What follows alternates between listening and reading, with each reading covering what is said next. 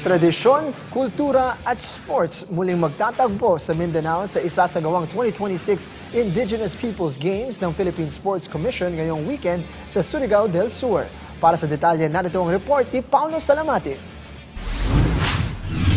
Nakatakdang idaos ng Philippine Sports Commission ang Mindanao leg ng Indigenous Peoples Games ngayong weekend sa San Agustin, Surigao del Sur. Mahigit 300 kinatawan mula sa iba't ibang indigenous communities ang inaasahang lalahok sa paligsahan mula August 23 hanggang 25. Hahatiin ang mga kalahok sa 5 clusters para sa mga tradisyonal na laro na nagtatampok sa kultura at pamana ng mga katutubong pamayanan. Taon-taong isinasagawa ng PSC ang IP Games sa Luzon, Visayas at Mindanao bilang bahagi ng programa nitong nagtataguyod sa sports at tradisyon ng mga indigenous peoples. Ang San Agustin ang magiging host ng Mindanao Leg matapos mismo si Mayor Nicolas Alameda ang naghain ng interes ng bayan na magdaos ng aktibidad. Suportado rin ang event ng pamahalaang panlalawigan ng Surigao del Sur sa pamumuno ni Governor Johnny Pimentel. Kasama ng PSC sa pagpapatupad ng programa ang National Commission on Indigenous Peoples o NCIP. Personal namang dadalo si Commissioner Matthew Fritz Gaston sa opening ceremonies na gaganapin sa Sabado ng umaga. Paulo Salamatin